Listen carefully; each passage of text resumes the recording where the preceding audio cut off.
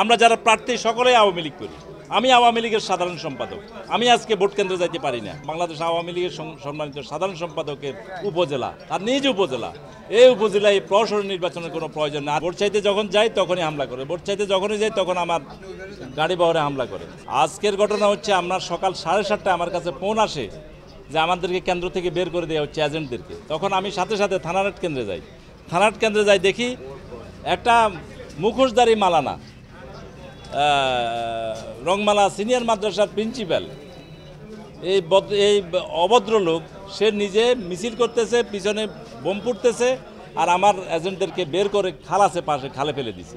আমি যাই তাদেরকে খাল থেকে উঠালাম, সাথে সাথে ইউনোরও ফোন দিলাম, পুলিশে ফোন উপরে উঠলাম, উপরে যাই প্রিসাইডিং অফিসারও বললাম আপনি থাকতে আমার এজেন্ট কীভাবে বের করে? কয় আমি তো উপরে ছিলাম, ওরা নিচে ছিল, আপনি এখন একটু আইনা দেন, আমি বসাই দেব। তখন আমি গেলাম, ওরা এজেন্টদেরকে আইনা, তারপর আমি অনেক কষ্টে বসালাম। বসানোর পরে আমি আরেক কেন্দ্রে গেলাম, এর পাকে তাদেরকে আবার বের করে দিল। এইভাবে প্রতিনিয়ত যখন যতটুকু সময় যাচ্ছে গড়াচ্ছে, ততটুকু প্রত্যেকটা এক একটা কেন্দ্রের খবর আসছে। তখন আমি বসুরহাট পৌরসভায় পৌরসভায় আসি, উপজেলা পরিষদে আসলাম। উপজেলা পরিষদে ইউনোকে সব কিছু অবৈধ করলাম।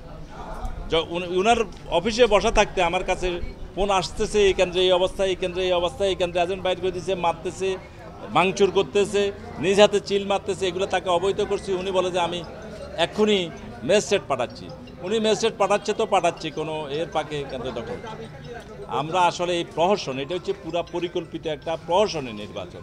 এটা আজকের পরিকল্পনা না, এটা আরও 15 দিন আগ থেকে পরিকল্পনাটা চলছে, যেটার সাথে প্রশাসনের লোকজন সম্পৃক্ত।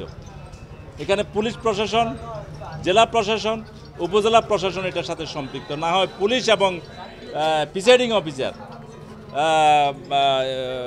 এরা কিভাবে সহযোগিতা করে তাদের।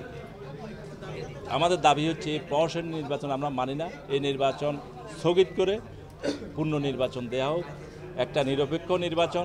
এই কারণ এটা বাংলাদেশ আওয়ামী লীগের সম্মানিত সাধারণ সম্পাদকের উপজেলা, তার নিজ উপজেলা, এই উপজেলায় প্রহসন নির্বাচনের কোনো প্রয়োজন না। আর এখানে বিএনপির কোনো প্রার্থী নাই। আমরা যারা প্রার্থী সকলেই আওয়ামী লীগ করি। আমি আওয়ামী লীগের সাধারণ সম্পাদক। আমি আজকে ভোট কেন্দ্রে যাইতে পারি না। আমি উপজেলা আওয়ামী লীগের সাধারণ সম্পাদক।